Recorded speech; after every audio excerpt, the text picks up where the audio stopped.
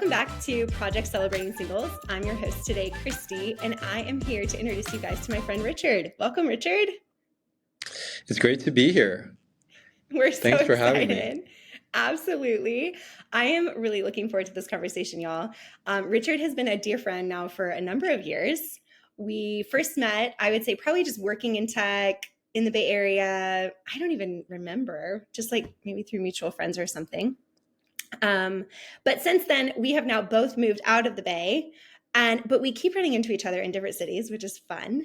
And I just really, honestly, Richard, when we were just kind of thinking through like different people to celebrate and talking through like, oh my gosh, who would be an amazing conversation?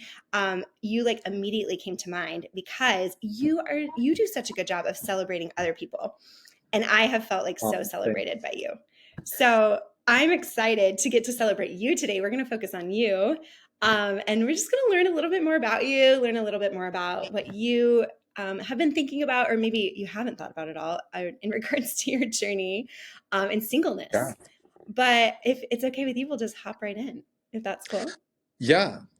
Well, it's funny enough because the way I met you, it was at Kona. I think I just showed up as a guy who just booked the Airbnb. I think I was the first one who booked this 5-bedroom Airbnb in Kona with maybe one or two people from Google saying, hey, maybe I'll go check it out. But I don't know. I was just like, I'm just going to book it.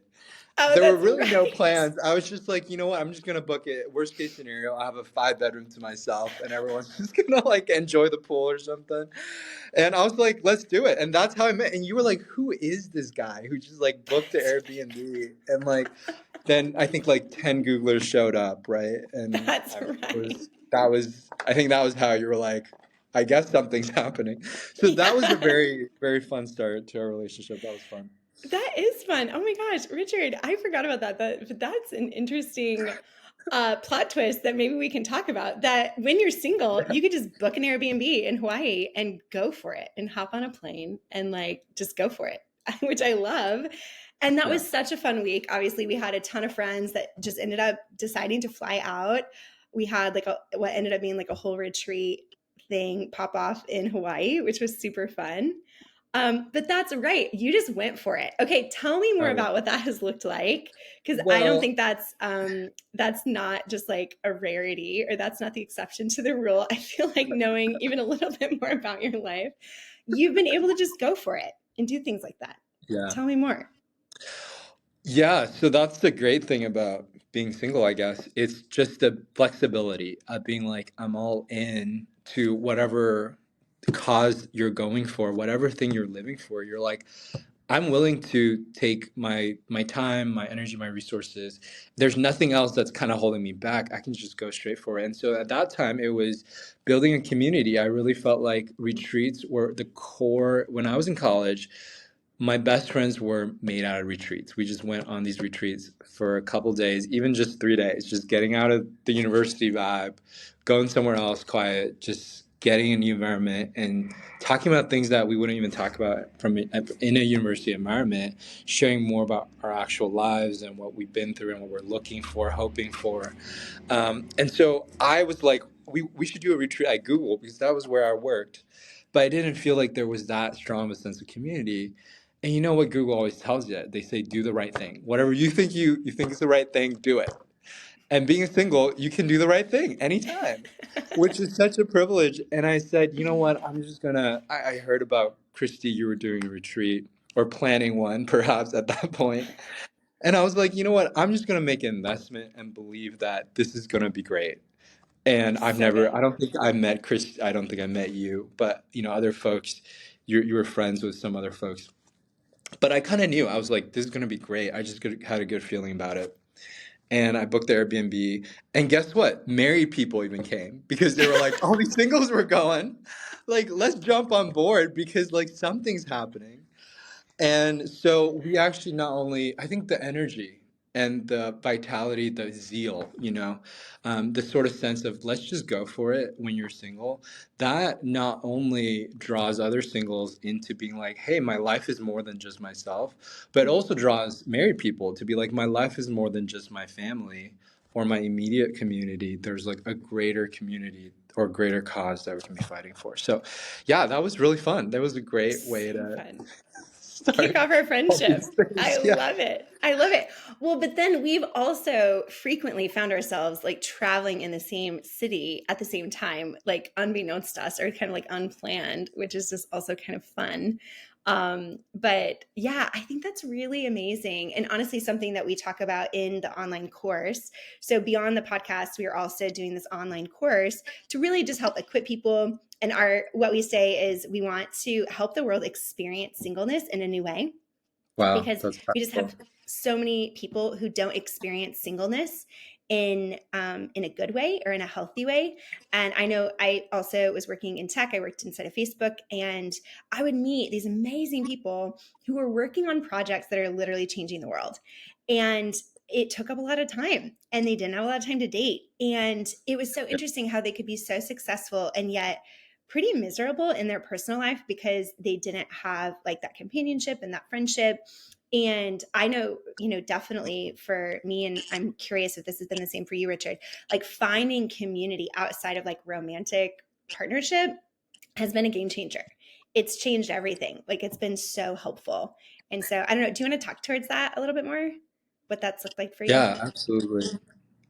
Yeah, I think we're all, as humans, created for that sort of intimacy where we can really share who we are without feeling like our vulnerability brings a sense of judgment or a sense of rejection, right? That we can really be accepted for who we are. And I think something like that can be found very powerfully, obviously, in marriage, where you have a covenant, um, and it's like a romantic relationship for life. But oftentimes, I think there's opportunities along the way where you can be prepared for that ultimate covenant with like mini covenants, which are like these friendships that we have. I mean, they're not usually forever, but who knows? And there's definitely precedent for people just coming together, either living together with their roommates or with specific people in a specific setting where you guys have certain rules, or just maybe a friendship where you just get to know each other, like you meet up once a week or something like that, for a book club and stuff like that. There's just so many ways that friendships can be forged that actually prepares you for either long-term happiness with someone else or just singleness for the rest of your life, which is totally awesome. But ultimately also empowers you into whatever your cause or your destiny or purpose is. So yeah, without friendships, I think friendships in my life, I mean, you're a great friend. One of my friends, we started something together. And when you start something together, it's like a meditation room, you know. We did it together. We thought about it, planned it, wanted to do it, and then we finally pulled the trigger and did it. And there were a lot of other folks that came and joined us, but it was mainly us two. And the kind of friendship that kind of comes out of it when you're doing something that is so not for yourself or even for the other person, but it's really for a community. um, it's really powerful because both of you are in it not for each other, because that's really fragile, right? Like, let's say I'm just friends with you because you like me and I like you. Like, that can change tomorrow. I can Right. stop liking whatever, you can stop liking whatever. But when we have friendships that are founded on something bigger than ourselves and even the other person, that's when it So goes good. deeper. And so, yeah, it's powerful, and it's why I think all of us, even in our friendships, even in our singleness, let's think outside ourselves. Oftentimes, we're like, "Oh, I wish I had it," from a very like selfish mentality. Like, I wish I had marriage. I wish I had Mm, intimacy. We're almost like jealous and envious, but that's all self-centered. And so, I feel like right. there's this like, as we look outside, there's just so much power in being single. So good. Wait, Richard, this is really powerful and honestly something we haven't like talked about before on the podcast. So I want to like double click on this. Okay, so Yeah. you were talking about something you started with your friend, and it's pretty important, and I'm just going to like recap what I heard you say. It has to be beyond you and beyond your friendship even. Like it's for a bigger purpose. It's for community, it's for something bigger than yourselves, which I think is so interesting because you think of like the co-founder relationship, right? There's so much there where people are like, this is like closer than my marriage, like, and in a Right. lot of cases, if you're starting a company, you're going to work with that person way more than you're going to see your spouse. And so when we Yeah. think about like these people, I often talk to people who are what I call extended, like an extended singleness. So like I'm Mm. 36, have never been married. And so I talk to people who like have had extended singleness. It is different than if you're 23 and you've never been married. Or if you were married for 40 years and then people who are single again. Like we're starting to talk with people and we're going to have future podcast episodes with people who are single again. Wow. Totally different journey, but equally important when we think about how we experience singleness. Someone who for 40 years was married and now all of a sudden, like they're not Right. for whatever reason, various reasons that happens. They really need to then start wrestle within themselves like, okay, I'm single, this is not what I expected, this isn't what I wanted, and actually like come to terms with that, but not just come to terms with it, but like live in a healthy way. So I Yeah. just think, and I don't know if you've seen the stat, the recent stat says 46% of American adults are single. And Wow. so there is a huge number of people that are experiencing singleness. And so we're on a mission to have all of these people experience singleness in a way that is healthy, in a way that feels celebratory instead of shameful, all those things. But I think this is a key that you just dropped, that Yeah. like, wait a minute, think about something you're passionate about, or find a friend who's super passionate about something and then go start something with them that's bigger than yourselves. Pretty Yes. cool. Yeah. I mean, even talking about married people becoming single, there's this kind of idea or this stereotype that singleness means you're selfish, you're thinking about Mm. yourself. And that's what you're thinking about. Like, how do I get to the next step, whatever is in your career or in relationships? But singleness does not necessarily lead to selfishness. If anything, sometimes marriage can be more self centered or centered on the family. And so much so that you stop thinking about how it can be changing the community for the better or shaping certain structures so that other people can be benefiting from that. And I think that's honestly one of the most powerful things that can be done while you're single, is because there's nothing else that you have to think about other than yourself. You could just be like, you know what, I'm going to stop thinking about myself, not feel there's no other responsibilities, and start thinking about the world and everyone else who needs to hear a message of hope and love and faith, and believing that even with one person, you can actually do something. Oftentimes, not only is it this idea of, oh, I can't, single people are sometimes very self-centered, but if we want to do something, we can't by one person, right? There's this idea of like one Mm. person can't change anything. You need to have more than one, but it honestly takes a spark to start a fire. And so you can be that one spark that leads to other people, and through friendships, as we were talking about, just create a whole network. I mean, this is what I've seen you do, Christy, honestly, into something bigger than all of us in the network. It's not about just our friendships, it's about this greater community. And I think that's what I love about all the things you do, Christy. I mean, even this, right? It's about the singles, the tech stuff. It's about the technologists, and so that's what holds this relationship together so strongly, because it's no longer like, am I doing something or do I have the resources? It's just like, you know what? Let's just see what happens as we build this relationship and enjoy the process. So, Yes. Oh my so gosh, I love this. This is really good actually. And like honestly bringing like ideas to my mind. I'm like, wait a minute, this is really powerful because I think too often when we think about, especially part of the impetus honestly for starting this was we realized really one of the main ways that like even marketers or different products are sold to singles, it's all about dating. And I was mm, like, okay, wow. like dating is important, but like I'm 36 and still single. Like I don't want to just focus on dating. Like I want to live my life, right? Like I have a life to live apart from dating.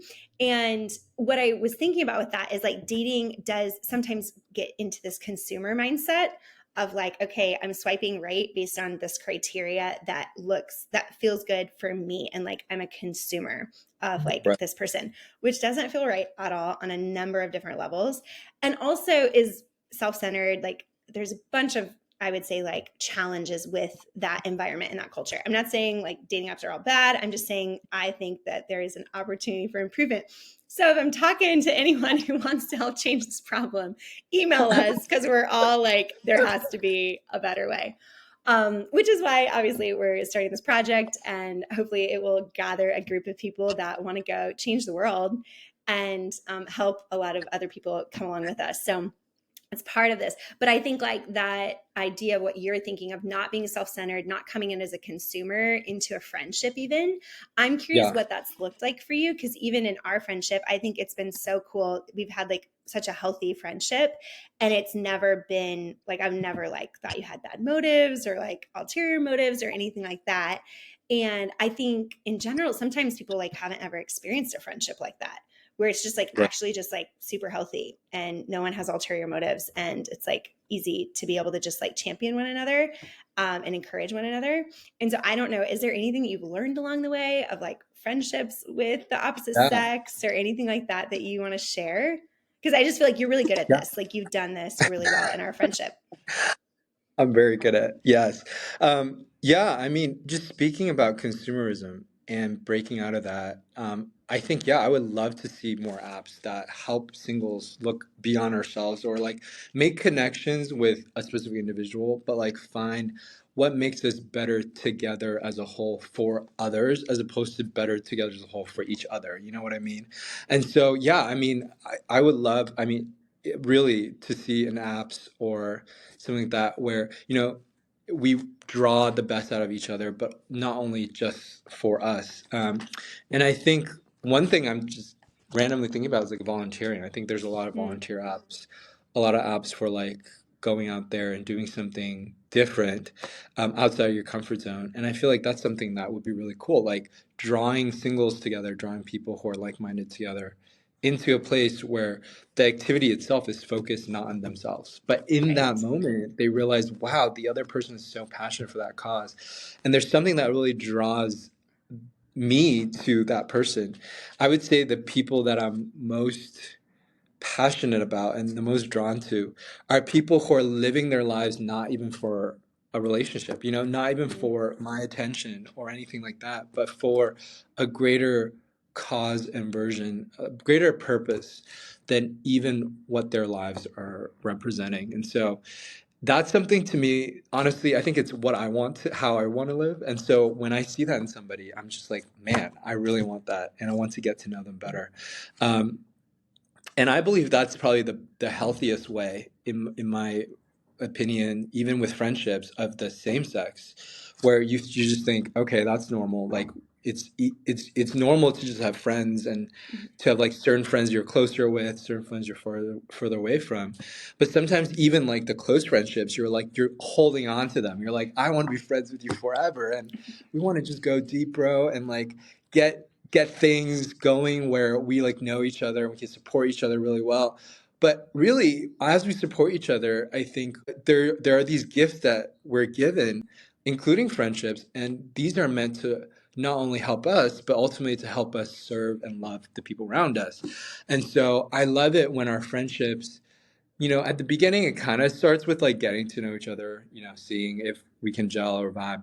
But the best friendships I've had are really friendships where we've supported each other for mm, sure, but in order to love and serve the people around us. And usually there's a greater cause. For example, I was in this like meditation group when I was in California, and it was four of us, and we became really, really close friends who were the core group.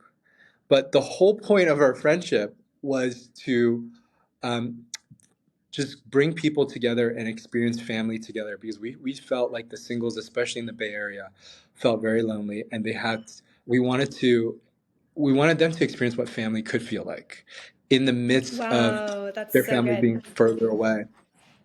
Yeah, and that's how we became friends. We were like we felt like we have family as the four of us, like a core group of friends. We were devoted to each other we would come together every week, even when, we had all these responsibilities. And we were like, you know what? We want more. Like, our heart breaks for all the other people who couldn't experience our friendship. Mm-hmm. And so let's pull our friendship outwards and build a community. And it became this group of like 20, 30. It's still going. It actually became a sustainable model right now. Like, there's still people coming together. So And good. yes, Wait, so I it's love it's this. powerful. I love this. Well, and it's so interesting too. I love just like building family as a single. Most people think about that like, I've got to get married to do that. And so Right. part of even in our online course, we talk about what does it look like to build family and legacy and community beyond yourself, beyond like a biological, family or romantic relationship that would lead to your biological family. And I think this is really powerful and honestly something that I think so many people need, especially like, I mean, we both worked in tech. It's a pretty intense environment. Like, you need people in your corner. I actually think it would lead to better business outcomes. There's research that shows that people who fail like morally inside of a company, like they've done research to show like really huge integrity issues inside of a company that lead to like, the Enrons or other like kind of like Right. more explosive, really bad situations. It was because they didn't have close relationships of people they could confide in. There Wow. wasn't like trust built within the employees where they had a safe environment to talk and build trust with one another. And you're like, dang, that's a Mm, really big issue, right? So we've got like the Surgeon General saying, loneliness is the equivalent of 15 cigarettes a day. wow. Holy crap, that's a big issue, right? Like, that's not okay. And then you have all these people experiencing singleness. 46% of American adults are experiencing singleness. And then you've got some really big problems that we are tackling in, tech, in other, workplace environments. I know my friends who work on the Hill in DC, pretty intense problems they're tackling, right? I've got other friends, in media and entertainment, and it's like continuing to get more interesting to work in that space. And we need one another, right? Like, what I'm hearing you say, Richard, is like, we need to start building family beyond like the confines of maybe what culture has said, or even like, these biological families that people are making. So I just love everything that, I mean, I was so excited to celebrate you today, but I'm even more encouraged by just getting to hear more about your thought process behind it all. So good. Yeah. Yeah, I just want to say on the loneliness thing, I think loneliness can really be an opportunity for change. I mean, that's a feeling that you have that's like something is wrong. And it can, I'm sure a lot of other people feel that way too. And it's like, as you crave community, I feel like it's such an opportunity and impetus to be like, go and build that community for not only yourself, but the people around you. There was this story of like So good. a hunting dog. Someone just bought a hunting dog, and he went out hunting, and the hunting dog was supposed to like chase the goose or some sort of birds, so that the goose or the birds would fly up in the air, and the hunter could shoot at it. Well, when he bought the dog and brought him to his first shootout, nothing happened. I mean, the dog just sat there and did nothing. So he called the dog trainer and was like, "Your dog is not working. I mean, he's just sat there. He didn't chase anything."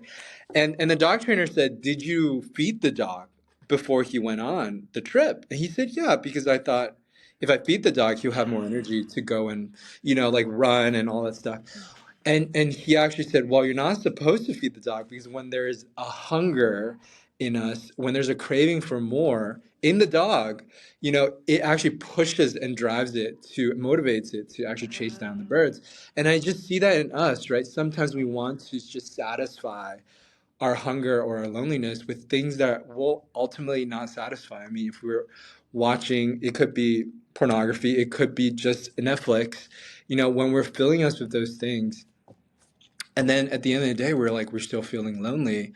Well, the reason why you feel lonely is because maybe there's a community for you to build. So I really encourage you guys, Dang. go and do those things that your heart tells you to do. And oftentimes it's going to be way bigger than yourself. But here's the thing, it just takes one spark to start a fire. So you can do it.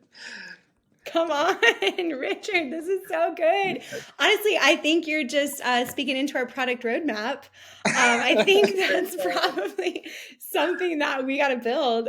So we'll see who's topped for that. But oh my gosh, this is so fun. I know we have to go soon, but Yeah. I'm so thankful for this conversation, Richard. I am so inspired, and I know our listeners are going to be so inspired by you as well. So excited to just be able to see what happens from just this conversation of seriously one friendship, right? One friendship, I believe, can go change the world.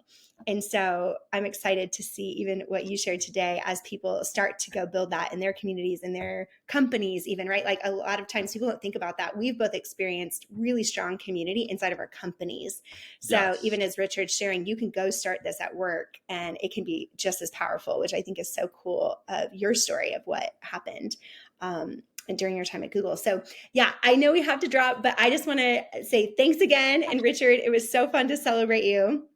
And for everyone listening, our podcasts are going to drop every Tuesday, so be on the lookout. We would so appreciate it if you like it, share it. Check us out at Celebrating Singles on Instagram. And you can check out more content on celebratingsingles.com as well as our online course. So we are on a mission to change the way the world experiences singleness. And we're so grateful to have you guys on board with us.